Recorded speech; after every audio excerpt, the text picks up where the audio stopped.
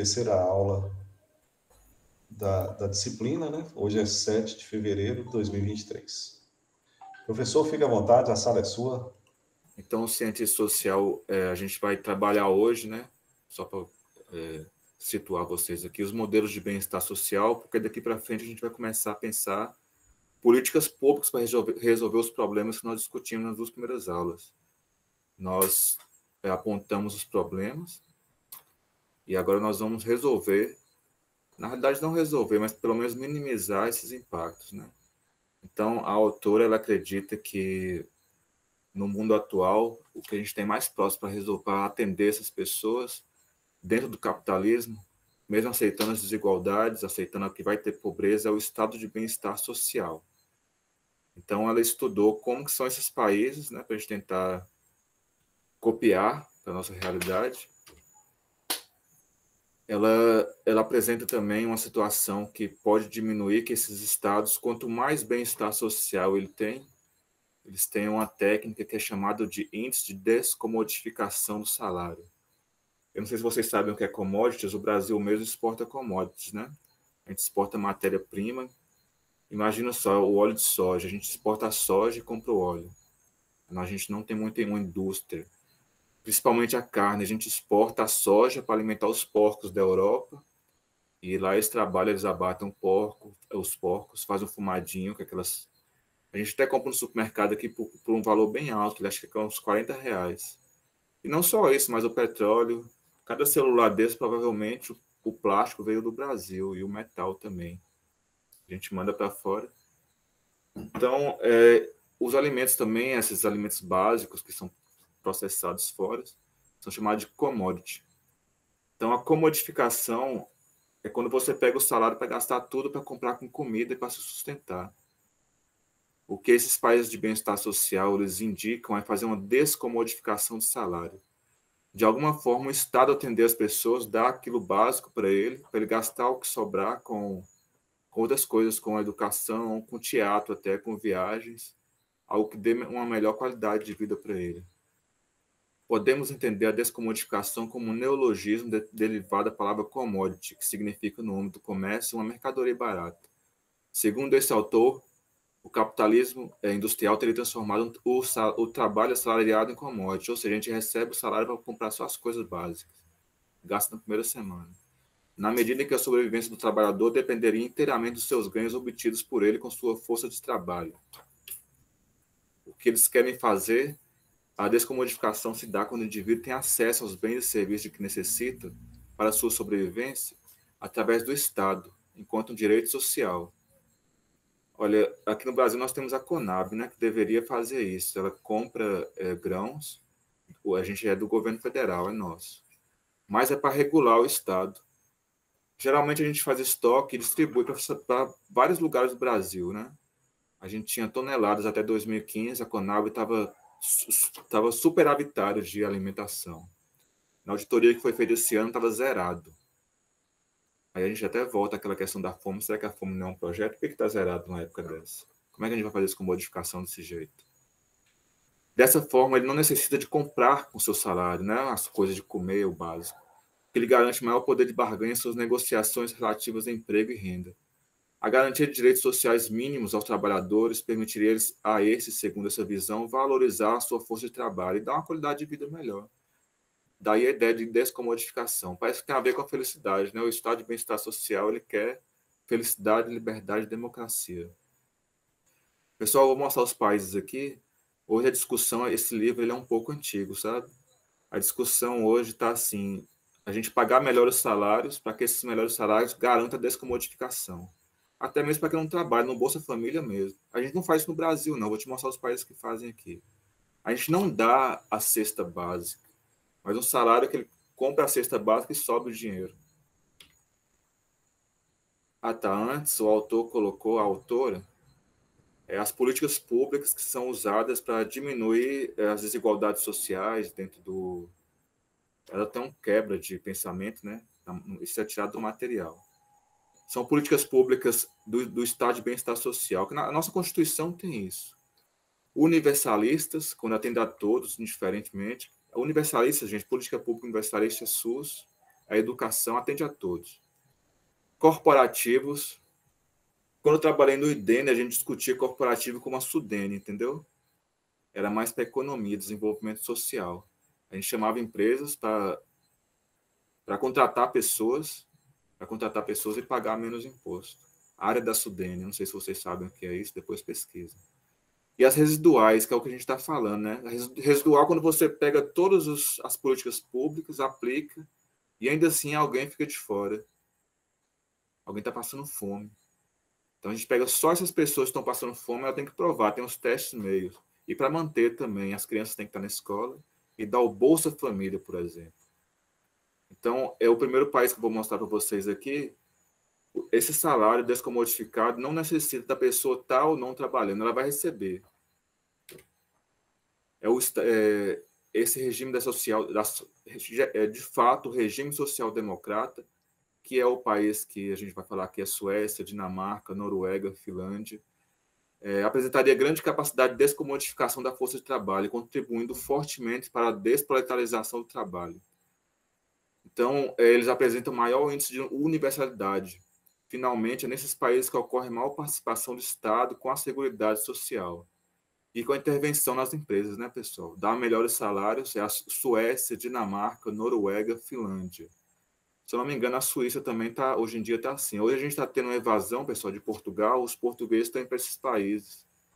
Então, quando eles conseguem a nacionalidade, mesmo se acontecer eles ficarem desempregados, eles estão com o salário descomodificado.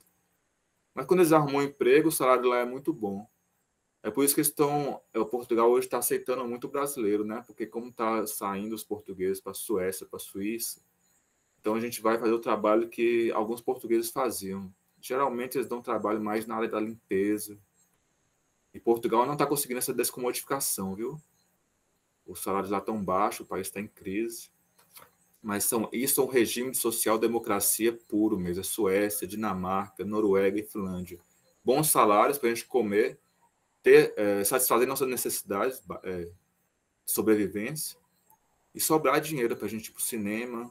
E aí para o cinema, para artes, para educação de qualidade, para viagens, para viajar. Os mais conservadores são aqueles que apresentam taxa média de descomodificação da taxa média. Não é tão amplo quanto os outros. Por que não é amplo? Quanto à universalidade da sua provisão de serviços, embora a maioria dos cidadãos seja coberta, essa cobertura se dá pela via corporativa, ou seja, a partir da inserção no mercado de trabalho, segundo a sua categoria ocupacional. Isso significa que, para ter a proteção, o indivíduo precisa estar empregado. Ou seja, o Estado vai intervir para obrigar bons salários. Mas quem não está empregado, quem recebe Bolsa Família, aí não vai ser garantido, não. Até mesmo redistribuição de renda,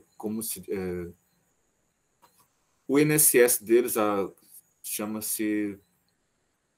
Falhou a cabeça aqui. O serviço de aposentadoria deles não é para todos, né?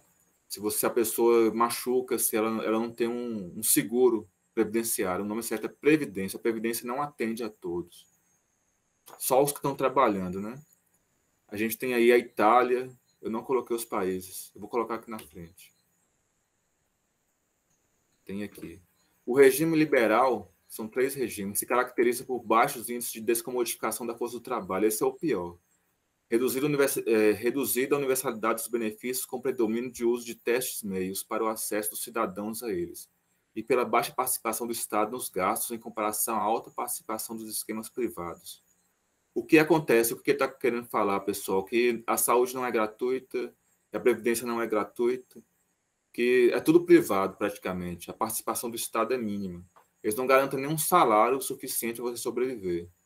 Contudo, se você puder comprovar, igual os Estados Unidos, se você puder comprovar, talvez o Estado possa intervir para você na saúde, se você está com câncer, morador de rua. Então, o Estado vai lá no setor privado, paga o seu tratamento. Mesmo que a gente não esteja vendo isso, hoje mesmo saiu um vídeo de uma mulher que ela está com um filho, ela falou que ela trabalha o dia todo, de manhã, de tarde, de noite, não consegue comprar insulina para a criança. O Brasil dá pelo SUS, né? Então, o filho dela vai morrer. Eu não sei se vocês viram esse vídeo, eu não coloquei aqui, também não dá tempo, né?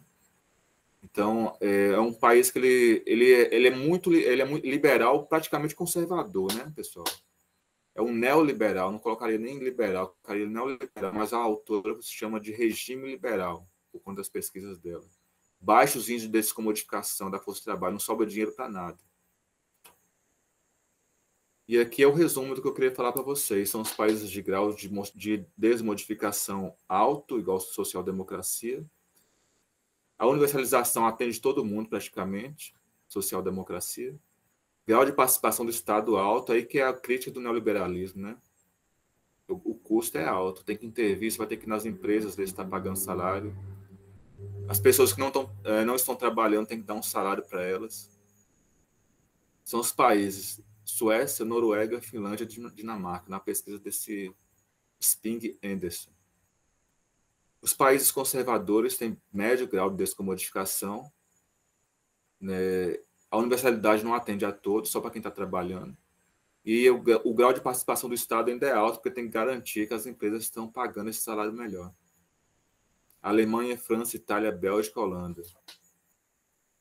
E esses países liberais, que de fato são os neoliberais, né, mas é colocado como liberal, o grau de descomodificação é baixo, que é os Estados Unidos. A universalidade já atende pouca gente. O grau de participação do Estado é pouco, a fiscalização é pouco. Estados Unidos, Canadá, Inglaterra. Eles não dão uma qualidade de vida, exceto se a pessoa estiver trabalhando e conseguindo. Por isso que é liberal. Lembra que a filosofia liberal falava que a pessoa tem que ir no mercado de trabalho e conseguir sobreviver, tirar seu sustento de lá. Então, se a pessoa não está no trabalho, ela não vai conseguir o sustento. Algumas pessoas estão e não estão conseguindo. Os Estados Unidos está numa crise muito grande. A Inglaterra está numa crise grande hoje, viu, pessoal? Está sofrendo por causa das mudanças climáticas. O primeiro país, esses desenvolvidos, eles estão faltando lá muita coisa. Falta cenoura, o custo está muito alto. Eu tive em Londres em 2019, já estava difícil naquela época. Não é bem o que a gente imagina, entendeu? A Suécia é um expoente de social-democracia. É o que a autora quer falar, que a gente poderia copiá-los, né? Teria o seu padrão de proteção social explicado pela força do Partido Social Democrata naquele país, em sua íntima relação com os poderosos sindicatos de trabalhadores lá localizados. Já o regime de proteção minimalista dos Estados Unidos seria determinado pela fragilidade dos movimentos sindicais americanos e sua pouca ligação com os partidos políticos. E o que ela quer falar aí é que a Suécia é forte por causa dos sindicatos, mas não só por causa dos sindicatos, porque os sindicatos chamam o povo para fazer manifestações. Isso é chamado de democracia participativa.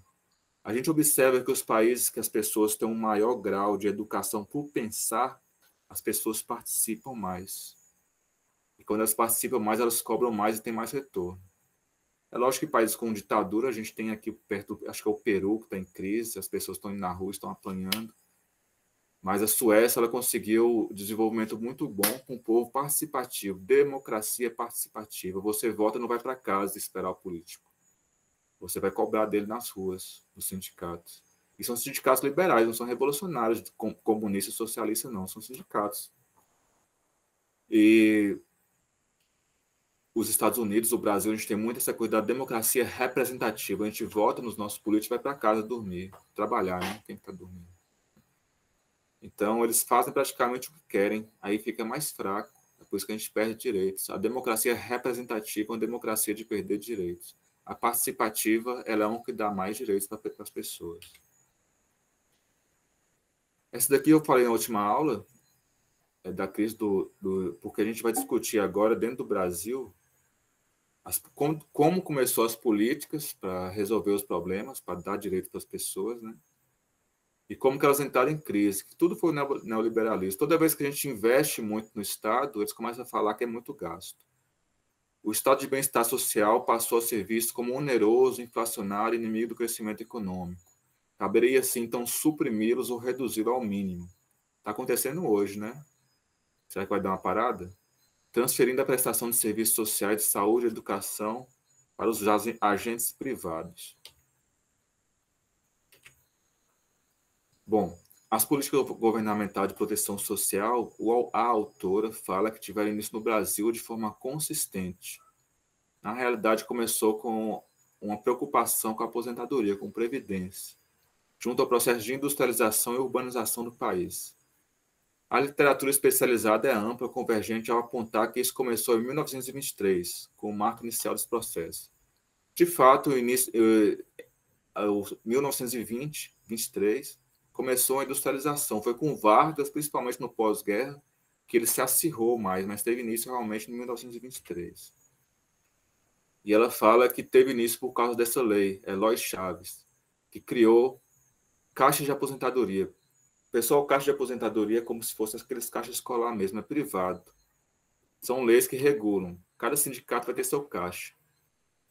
Cada funcionário vai pagar para alimentar seu caixa, e quem está pagando vai ajudar a sustentar quem está aposentando.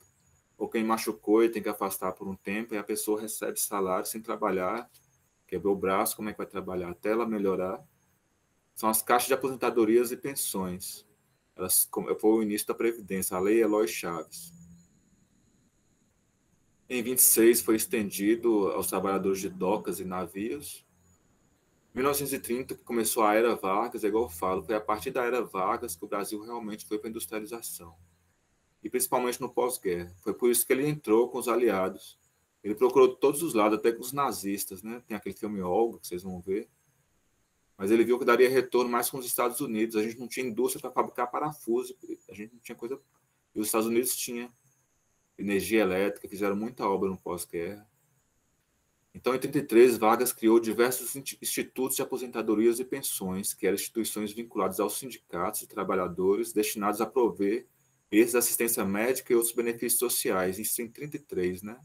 Tais como aposentadoria e pensão. Agora, isso deu muito poder para o sindicato começou a ter muito dinheiro. E esses sindicatos não eram revolucionários também, eram liberais. Não eram os sindicatos que fazem revolução. É um problema, né? O sistema de proteção social desenvolveu-se de forma fragmentada, apenas sindicalizados poderiam participar, já que eram geridos por sindicatos. E o resto do povo? Machucasse, fazia o quê? Eu ia trabalhar machucado e ia passar fome. Havia hospitais que faziam trabalho filantrópico, a Santa Casa mesmo começou com isso aí. Algumas pessoas conseguiram. Não tinha SUS na época. 1960, a aprovação pelo Congresso da Lei Orgânica da Previdência Social, foi mais para fiscalizar, né? Nos anos 60. E cada vez mais o sindicato ganhando poder.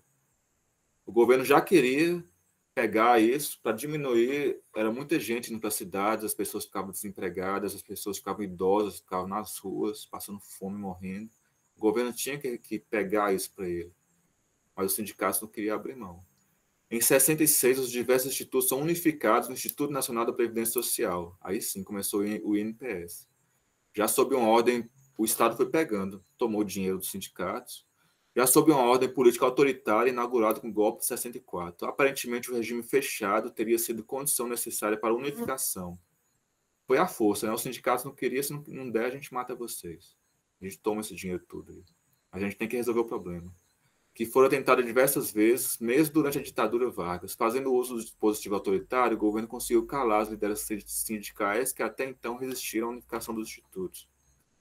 O interessante para nós, pessoal, é quando a gente cria esses princípios da Seguridade Social a partir da Constituição de 88. O que são esses princípios que vai cair na prova nossa? Universalidade da cobertura e atendimento. Agora todo mundo está coberto pela Previdência Social. Todo mundo. A gente teve até, acho que foi no governo Lula, aposentadorias de pessoas que não contribuíam na aposentadoria rural, né? A gente ampliou muito, pessoas que nascem com deficiência já começam a receber os benefícios. Uniformidade e equivalência dos benefícios às populações urbanas e rurais. Urbana e rural agora é tudo igual. E redutividade do valor dos benefícios. Democratização da gestão do sistema com a incorporação de trabalhadores, empregadores e demais representantes da sociedade civil nos conselhos da Previdência e da Saúde.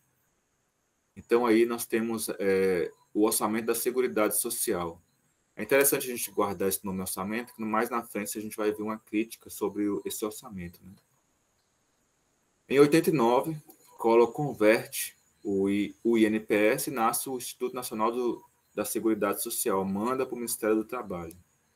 Então, esse INSS que nós temos hoje, do jeito que ele está, ele vem dos anos 20, mas com esse nome, com a conotação, foi no governo Collor. Em 1993, nós temos a primeira discussão sobre a privatização do INSS, né? O que aconteceu? Essa foi aquela crise. Eu não sei se vocês lembram, quando teve aquelas privatizações, que tinha aquela guerra no centro de São Paulo, era uma loucura. As pessoas lutaram muito contra a privatização do INSS, mas o governo FHC foi sucateando ele, deixando de fazer concurso. Haviam filas enormes, as filas do INSS, saía na televisão, como que podia aquilo, as estruturas dos INSS eram ruins. Tudo isso foi proposital. Na época, pessoal, não se discutia muito a dívida pública, igual a gente discutiu na última aula, né?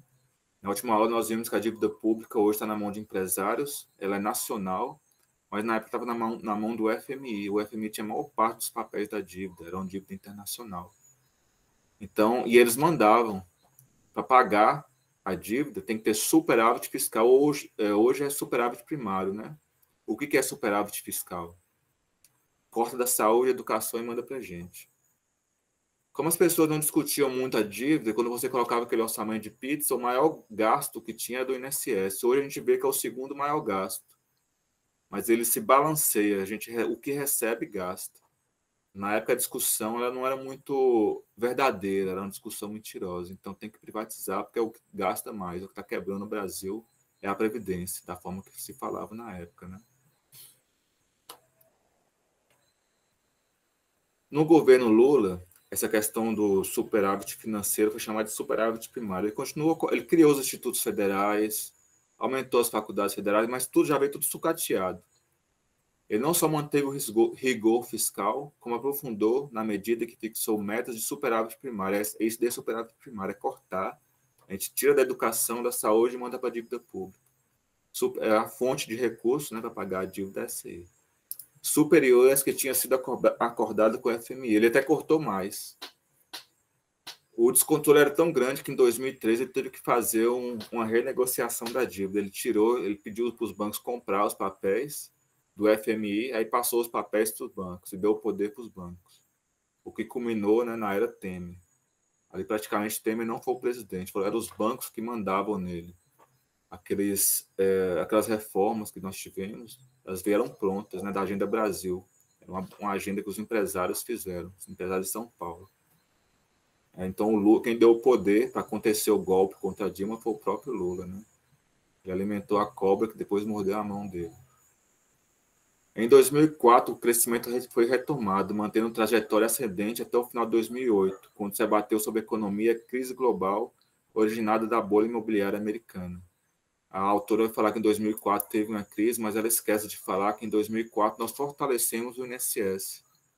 Voltaram os concursos públicos, tivemos grandes concursos no INSS, conseguimos diminuir a fila e dar o direito do povo de conseguir a sua aposentadoria, de conseguir o seu afastamento, por qualquer coisa que fosse.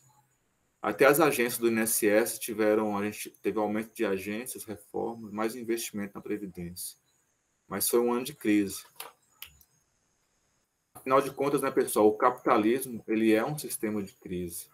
Vocês acham que o capitalismo ele sempre está em crise? Já pararam para pensar nisso? A gente teve crise de 2004, crise de 2008, veio o Covid, mais crise. O que nós tivemos aqui com a era Bolsonaro, né? Então, aquela Agenda Brasil, eles conseguiram ganhar. Acho que eles fizeram uma reforma que é muito complexa, porque tem os níveis, né? Cada pessoa tem uma forma de aposentar. O resumo que eu pude pesquisar, até onde eu pude pesquisar, é que aumentou o tempo, ficou mais difícil a gente conseguir aposentar, entendeu?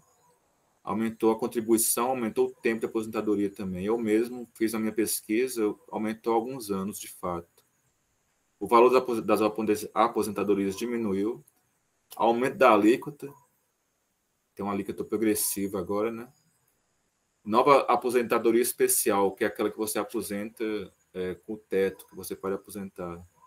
Praticamente missão impossível, igual o autor que eu observei, que eu dei uma olhada.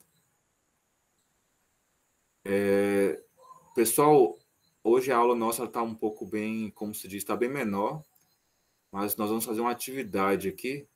Nós vamos falar sobre o IDH. Sabe, para a gente poder saber qual o problema da população, a primeira coisa que a gente tem que fazer é pesquisar aonde está esse problema. O IDH é um índice que eu acho que vocês estudaram com o professor, vocês têm uma matéria de índices, eu acho que chama índices, mas eles estudam IDH, Gini. Eu não sei, acho que foi o professor Alcino que trabalhou com vocês. Ele deve ter trabalhado até com mais propriedade do que eu, né? Então, esse material mesmo, quando eu fiz esse curso em 2010, ele foi pensado para formar gestores públicos municipais. Ele se chamava Gestão Pública Municipal. Depois passou para ser Gestão Pública e agora parece que é a Administração Pública, né? Então, o que propunha quando eu tive essas aulas era que as secretarias tivessem comunicação. IDH vai muito para o desenvolvimento, mas ele é um índice muito amplo, entendeu?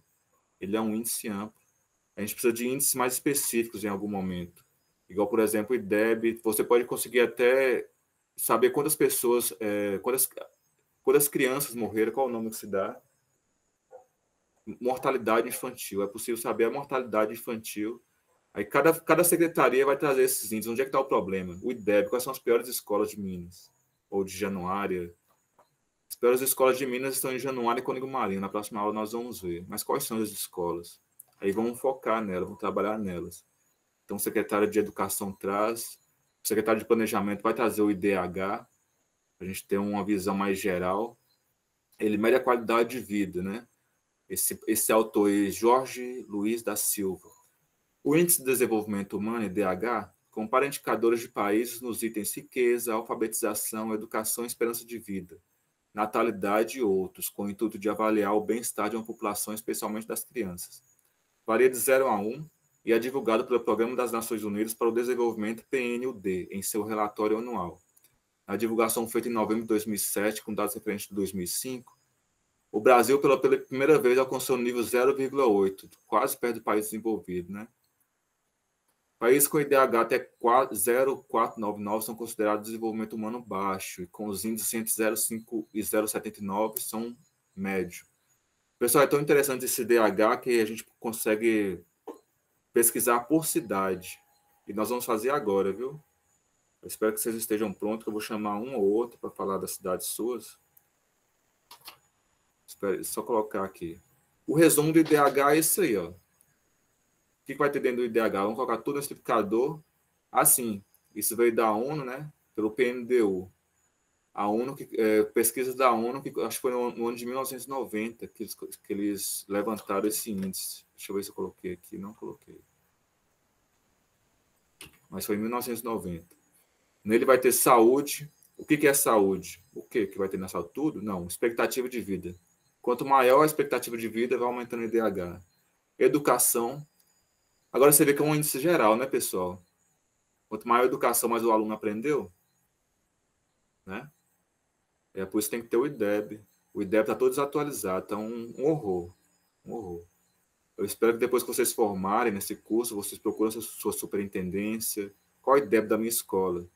Essas coisas têm que ter pública, pessoal. Coloca na porta da escola, vamos trabalhar. Por que está ruim? Por que está assim? Não é muito bom a gente estar escondendo essas coisas, não. A gente tem que balizar mesmo pelo princípio da publicidade. A gente tem um princípio público da publicidade. Vocês já estudaram isso para o concurso. E a renda, né? Quanto maior o salário, maior o IDH. Eu coloquei atividades suas aí, ó, pessoal. Eu vou fazer com vocês, depois vocês vão lá e respondem. Acha o IDH da sua cidade aqui. Eu vou pegar esse link, vou abrir ele agora e vou chamar um de vocês, um ou outro. Sua cidade é pobre ou rica? Faça um paralelo com a figura abaixo. A figura vai ser essa aqui, ó. Eu não coloquei a fonte, esqueci. Mas é uma pesquisa, né? Então, se tiver 0,55, de 0 a 0,55, é baixo desenvolvimento. A Nigéria, Afeganistão, a Haiti e a Etiópia. 0,556 a 0,699, Índia, Nepal, Paraguai e Egito. Será que no Brasil a gente tem esses países assim, pessoal, hoje? O Brasil, a média está 0,7 a 0,799. Os desenvolvidos é 0,8 a 1. O que vocês vão fazer lá na semana, né? Ó, pessoal, essa questão de potencialidade da sua cidade, tenta pesquisar, viu? Não pensa assim, procura uma fonte, quais são se o seu IDH for baixo, pensa o que pode fazer para desenvolver a sua cidade. Até mesmo histórico. Eu lembro que em Januário a gente tinha uma autora que escrevia livros sobre Januário. Eu sou de Januário, o nome dela era Vera Matos. Se tiver alguém que é de Januário, procura na biblioteca. A Vera Matos ela mostrava o histórico. Januário tem potencial para pecuária, tinha para turismo, hoje é baixo, né? Tem um rio lá, mas o rio é poluído. Mas ainda tem um certo potencial. Ela fabricava rapadura, que hoje pode ser açúcar, cachaça, que hoje, infelizmente, Salinas tomou, mas Januário ainda pode ter esse potencial, ou para industrialização, será? Quais essas fragilidades, né? O que dificulta trazer isso? Januário está na área da Sudene, mas Pirapora já não está. Ou Pirapora, tem algumas cidades de Minas que já não estão, já não tem esse pagar menos imposto, dificulta muito. Compare o IDH da sua cidade com o de Belo Horizonte, com uma cidade desenvolvida. Ou quem é de Belo Horizonte, tenta comparar, assim, não só comparar, mas focar mais nessas fragilidades. Por que Belo Horizonte é uma cidade desenvolvida em Minas, mas tem tanta criminalidade? Pensa isso. Eu vou em Belo Horizonte, ao redor da rodoviária tem muito morador de rua. Por quê? Onde que Belo Horizonte falhou? Sua cidade tem IDH melhor ou não? O que você proporia para mudar ou melhorar a sua cidade? Qual aspecto, qual setor? Aí vocês vão pesquisar. E vai nos colegas, complementa, se você puder dar uma ideia, poxa, você poderia fazer isso, trabalhar com aquilo. Infelizmente, a gente tem a questão de orçamento, como foi na última aula, né, pessoal, que dificulta muito. Não só orçamento, tem a questão das mudanças climáticas, eu não sei como vai ficar, vai vir uma crise a partir desse ano. Esse ano vai ser ano de calor, né? Vai ser o longo verão, vai trazer seca. O que pode acontecer? Eu, sinceramente, nem eu tenho a resposta para isso. Mas o que a gente puder discutir, a gente já discutiu tão bem, né? Eu vou parar a apresentação e vou apresentar outra coisa aqui, que vai ser, nós vamos fazer o trabalho do IDH agora. Eu não sei como que apresenta. Achei aqui. Eu vou começar com Januário. Não, vou fazer melhor. Vou pegar o link, vou abrir tudo de novo. Interromper compartilhamento. Só um momento. Então, quando você for secretário de desenvolvimento, quando seu município chamar você, você coloca esse link aqui. Deixa eu colocar aqui uma guia.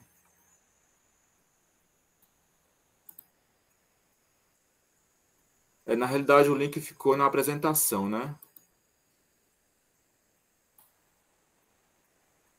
O link é esse aí, ó. Cidade Nova Lima. Eu vou colocar o seu. Nova Lima já é a primeira pessoa já. Vou começar só por Januário, porque a gente tem gente de Januário aqui também. Januário, pessoal, é considerado um sério problema para o estado de Minas. Até pouco tempo teve uma questão com chikungunya terrível. A segunda, não sei por que Montes Claros teve esse problema. A gente já começa o trabalho nosso aqui, ó. Você vê que eu cliquei em Januário, né? E vem aqui em IDH. Qual que é o IDH? 0,58. Se vocês forem naquele desenho que eu passei para vocês, eu acho que não está. Deixa eu compartilhar esse guia aqui. Agora vocês estão vendo. 0,58. A gente está no nível da Índia, Nepal, Paraguai. A gente está abaixo do nível do Brasil. Qual o problema de Januário? Qual o problema de Januário? Alguém sabe? Nem eu sei. Por que Januário é tão pobre? Vamos ver aqui trabalho e rendimento. Januário é uma cidade para se evitar. Olha o salário. 1,7 salário mínimo. Como que uma pessoa vive com isso? Deixa eu colocar Belo Horizonte aqui. Belo Horizonte. 3,4 salário mínimo. Né? Então, é quase 5 mil reais. Esse é o salário que a gente deveria estar ganhando hoje. Januário está muito longe de ser uma cidade que a gente pode colocar como parâmetro, como base. Em meio ambiente, hoje está muito importante essa questão do esgoto. 96% do esgoto é tratado. A água é algo que a gente tem que tomar muito cuidado. Quem for no Januário, evita muito o Rio São Francisco. Ele está um rio de contaminação. Leva pessoas à morte. Depois, quando a gente vem aqui em saúde, eles colocam pessoas que... internação por diarreia. Contaminação por água. Contaminação que pode levar à morte, viu? A água você tem que tomar muito cuidado. Rio, cachoeira. O próprio mar já está contaminado, né? Vamos ver Januário aqui. Tratamento de esgoto. Tudo isso diminui o desenvolvimento da cidade, aumenta gasto com... Aí começa o problema do Estado, né? Olha esse tratamento de esgoto, gente. 32,7%, 37,2%. Como é que esse povo não morre? E não tem internação. Será que esses dados estão certos? 2016. Tem alguma coisa aí, viu? Tudo isso diminui. Então, Januário é uma cidade muito problemática. É um lugar que depende muito de intervenção do governo federal. A gente tem que trabalhar essas políticas mais corporativas para emprego, trabalho e renda, industrialização. A proporção das pessoas ocupadas em relação à população total é de 9,1%. Pessoas ocupadas é 9,1%. Deixa eu ver Belo Horizonte. Como que é Belo Horizonte? É assim que vocês vão fazer esse trabalho, viu? Deixa eu ver a ocupação de Belo Horizonte. Não mostra, não. A proporção de pessoas ocupadas em relação à população total é 56%. Olha a diferença. Quem vai morar em Januário, gente? Quem é doido? Lá mostra que não tem emprego, né? Quem que falou que? Deixa eu ver uma pessoa aqui. Divinópolis. Isso é sério, viu? Montes Claros. Vamos ver aqui. Montes Claros. Vamos ver aqui. Montes Claros.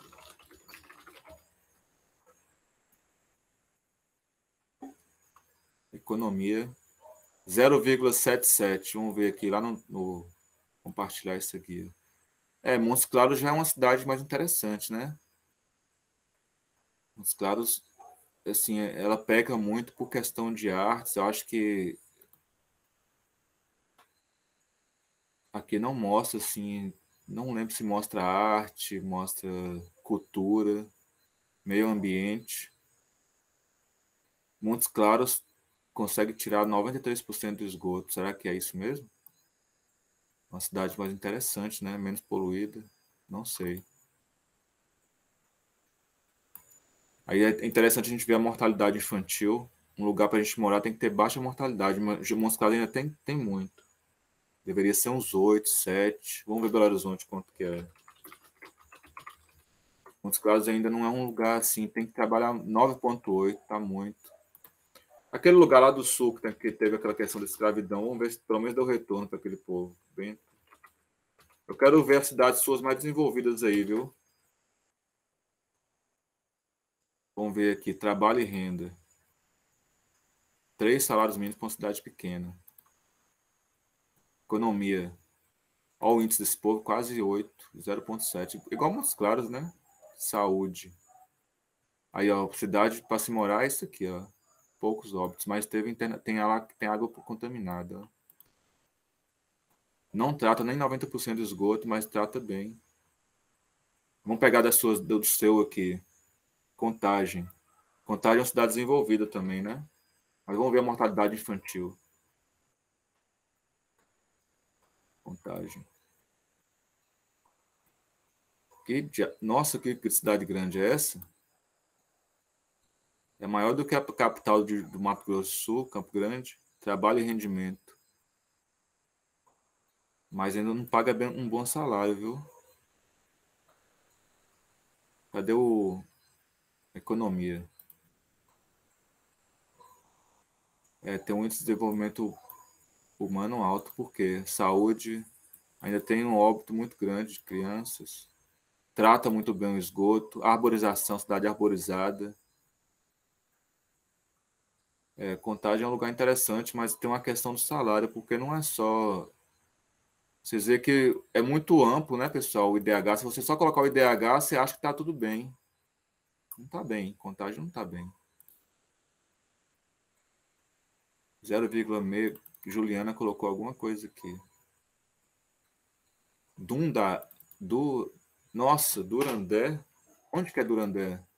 Parece que a maior parte das cidades são pobres, né, pessoal? O que tem em Durandé? Em Minas Gerais tem indústria? Qual que é o potencial do Durandé? Ainda paga até bem. É uma cidade pequena, né? Não sei qual a população de Durandé. 7 mil pessoas. Tem educação? 95% das pessoas, pelo menos, de 6 a 14 anos, né?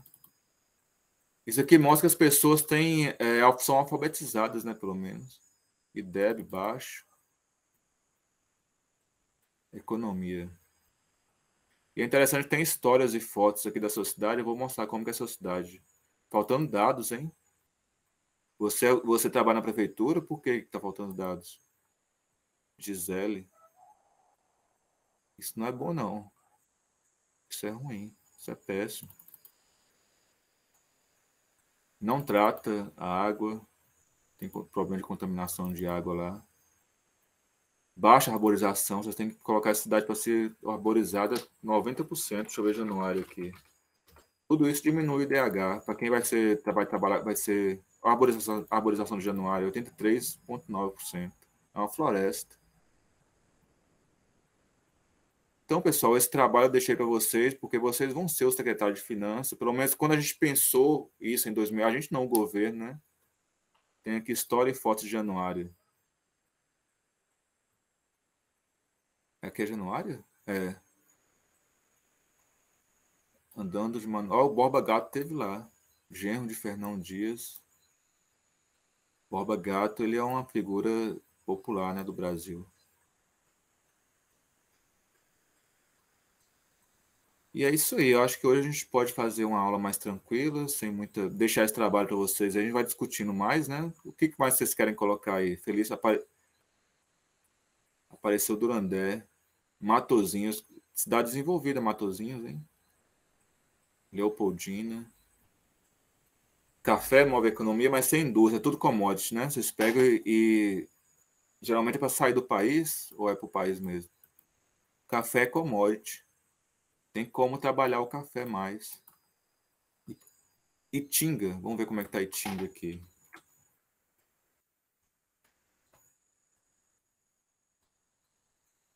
São João Bosco, prefeito de lá, população, cidade pequena, 15 mil pessoas. Para uma cidade de 15 mil pessoas, está pagando um salário até bom. Será que como que é a criminalidade aí? Como é que é a qualidade de vida?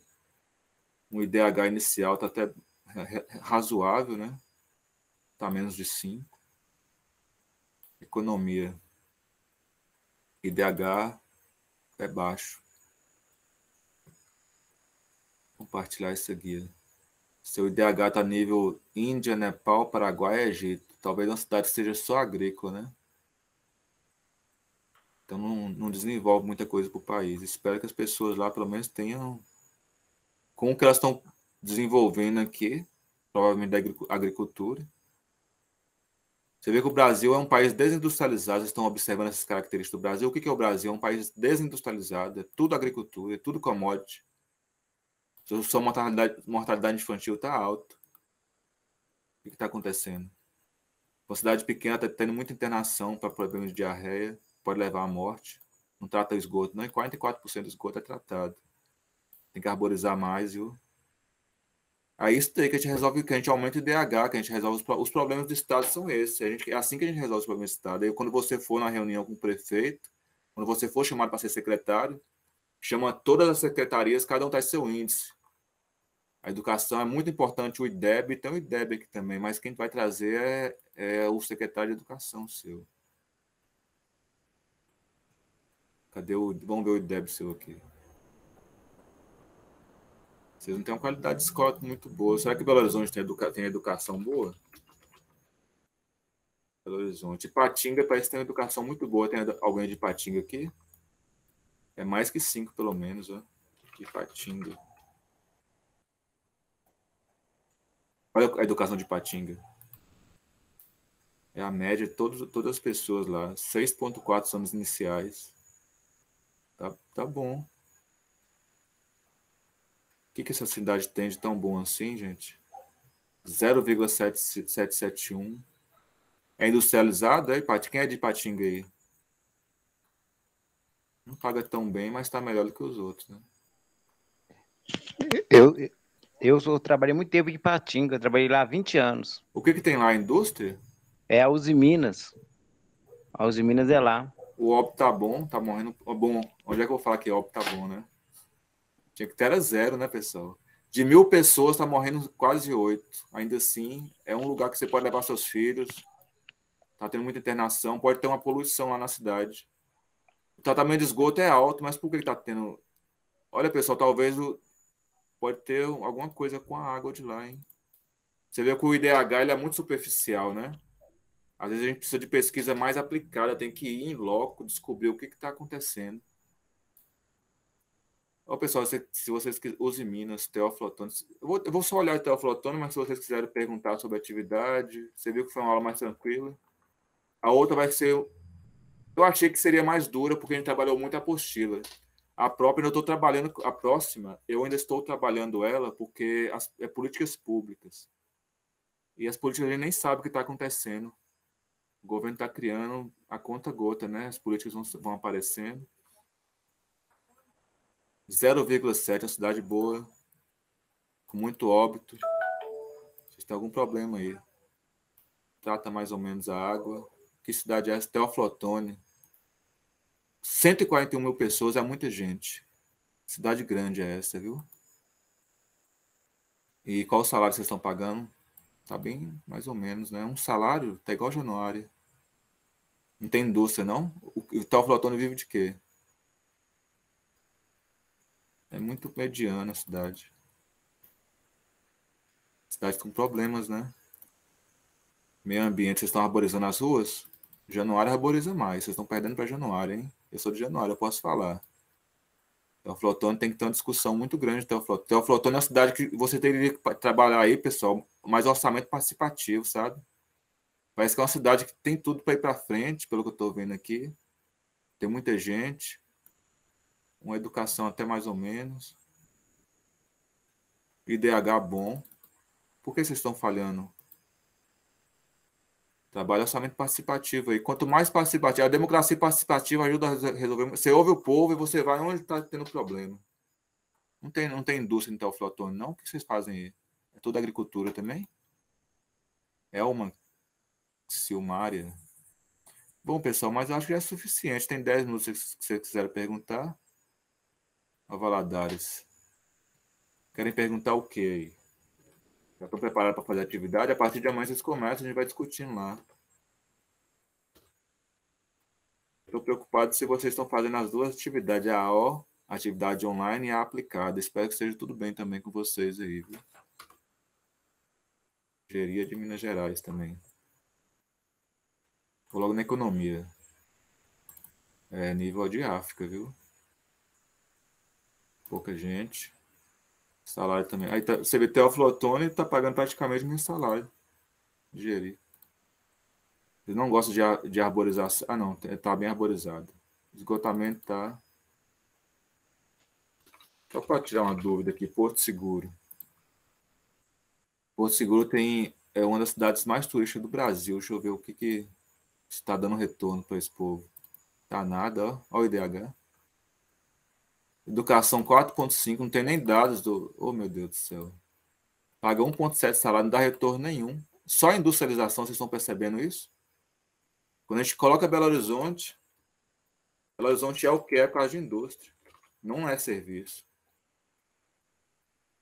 Olha a diferença. Isso é uma cidade, olha, 0,8. Agora, se essa renda está sendo concentrada, aí você tem que ir no índice de Gini. O índice de Gini deve estar por aqui, ó. Pesquisa produto interno dos municípios. E é assim que vocês vão fazer esse trabalho. Gente, eu não estou conseguindo achar. Ele tem índice de Gini em algum lugar aqui. Mapa de pobreza e desigualdade. Olha o Gini aqui, ó. Quanto mais para zero, quando vai chegando perto de 1, é porque está concentrando a riqueza na mão de uma pessoa só, de um grupo de pessoas. A partir de Januário vai ser a mesma coisa. Montes Claros. Então, essas cidades não tem muita concentração de renda. Não. É aqui, ó. Tudo igual. 0,4. É mais ou menos distribuído. E aí, pessoal, e agora? Não vi a semana 3 da sua disciplina. Eu acho que vai abrir agora, né? Lista de presença não passou. Se a semana 3 não estiver aberta, eu quero que o Adgon ou o tutor entre em contato comigo, que a gente vai dar uma olhada para abrir hoje e amanhã vocês começarem a fazer atividade. Já querem encerrar? É suficiente? O tutor está online? Estou aqui, professor Marcos. Já deu 1 hora, né? Vocês começam a próxima aula 8h05, 8h10. A gente começa 8h10 a próxima aula. Eu vou postar aí para o pessoal a lista de presença aí no chat e a gente coloca sempre lá na sala virtual também, tá? Bom, vou só aproveitar aqui, professor, só fazer um comentário. Lá no início da aula você comentou em relação à questão das commodities, né? E eu acabei me lembrando aqui de um texto que eu estudei no mestrado, que talvez você já tenha lido, que é do Alberto Acosta, que é um uruguaio, né? E ele fala muito sobre a questão de extrativismo, né? Então, no livro dele, ele coloca justamente essa questão que os países emergentes, em desenvolvimento, vamos dizer assim, o conceito de desenvolvimento ele é muito vasto, vamos dizer assim, né? Depende do ponto de vista, mas ele coloca justamente que os países em desenvolvimento, eles buscam, através do extrativismo, responder às demandas por recursos financeiros, entendeu? Então, assim, é uma tendência da gente ter cada vez mais no caso do Brasil e outros países ali da América Latina, a gente tem uma exploração muito grande do meio ambiente para conseguir suprir essas demandas econômicas no setor social. Então, assim, vai buscando realmente expandir cada vez mais o extrativismo, cada vez mais a produção de commodity para gerar recursos capazes de diminuir essa desigualdade social, vamos dizer assim, ou de manter programas sociais. Eu até tive a oportunidade, na época, de fazer um artigo sobre a extração de lítio aqui no Vale de Jequitinhonha, dentro dessa perspectiva, entendeu? Quer dizer, é um aceno que deve trazer recursos para a região, mas é com a fórmula antiga, que é justamente você suprir a necessidade da população ali através da exploração dos recursos minerais e da produção de commodities. Então, a industrialização ela fica muito para trás, vamos dizer assim, entendeu? É Isso. assim, igual o Instituto Federal, o nosso salário, a educação quase toda é paga de commodities. Não sei se vocês sabem, é da agricultura. Sim. Já teve uma pesquisa sobre isso. Só que não, a gente não pode incentivar só isso, entendeu? Hoje nós temos, a gente pode fazer industrialização mais limpa, a gente pode colocar. Lá em Pirapora tem um problema muito grande de poluição por causa de uma única indústria. São duas cidades irmãs, é Januário e Pirapora. A mesma cultura, a mesma coisa, o mesmo povo. Mas Pirapora é desenvolvido por causa de uma indústria. Mas quando eles começam a queimar, o céu se fecha de tanta fumaça. Assim, a gente é bom, mas será que não existe tecnologias para né, diminuir esse impacto? Porque eu acho que o impacto de a gente colocar eucalipto ao redor de terras indígenas, secar a terra deles, deixar o povo com fome, de lá de Cônego Marinho, de onde eu sou, a gente vai entrar numa crise climática agora. É mais problema para o Estado. Como é que a gente resolve isso? Tem que industrializar o Brasil, mas com responsabilidade. E só o commodity não dá o retorno suficiente que a gente precisa. Pode falar, Alessandro. Isso, não, mas era só esse comentário. Mas realmente, assim, é só a gente pegando um gancho aí no que você falou e vendo essa questão do O que eu quero IDH. falar para esses alunos que são novos aí, eu tenho um cara de novo, mas eu tenho mais de 40 anos. É que nós falhamos, a geração milenial falhou, né? E a gente está treinando vocês para fazerem melhor do que a gente, entendeu, pessoal? Eu sei que o material é muito voltado para gestores, principalmente de prefeitura, como se diz, secretário, né, de planejamento, de finanças, mas no estado vocês podem fazer muita coisa. Uma colega colocou nas discussões lá que para melhorar o Brasil, educação. Não pensa isso. Educação, já eu falei na primeira aula, educação ela é propedêutica para o trabalho. A gente tem que ter uma educação por pensar. Vocês que são do Estado, tentam levar para o governo políticas públicas de educação em tempo integral, mas que tenha artes, que tenha filosofia, que tenha política. Gente, essa discussão que a gente está tendo aqui nesse mestrado, isso era para ter na quinta, sexta série. Os meninos têm que saber isso de novo, para poder participar. A gente está tendo a discussão muito tardia. Se a gente tivesse essa discussão jovem, a gente não teria o homem na estrada. Você acha que se ele soubesse os direitos dele, ele ia para a criminalidade? Se ele soubesse que tem um mundo maior, ele ia descer do morro e ia procurar uma forma, ia entrar em associação, em sindicato, vão desenvolver alguma coisa aqui. Ou ir para a criminalidade. Só existe isso. Ele nem sabe. Será que sabe que existe um outro mundo? E é é uma responsabilidade nossa fazer isso, entendeu? Então, é isso. Mas a colega colocou lá, eu discuti com ela, a aluna, e eu achei muito interessante ela ter colocado isso, porque a gente tem que começar a pensar isso. A gente trabalha muito isso no mestrado profissional, em educação profissional tecnológica do campus Montes Claros. Eu indico muito vocês olhar o próximo edital e tentarem. Vocês vão entender por que eu estou falando isso. Eu fui treinado para falar isso lá. E tem base, é ciência, não é opinião. A gente testa essas coisas, eu não trago opinião. O mestrado em desenvolvimento social é trabalhar muito esses índices de Gini em políticas públicas da Unimontes. Tem um mestrado em teoflotônico, tem uma pessoa que fala de teoflotônico, que chama administração pública, para quem gostou de orçamento. Eu não fui muito para orçamento, não. Eu trabalho com isso, mas eu prefiro trabalhar o que eu estou fazendo aqui. Aí eu falhei, mas a gente está tentando levar para vocês algo para vocês criarem algo novo, se não agora, mais para frente. Viu?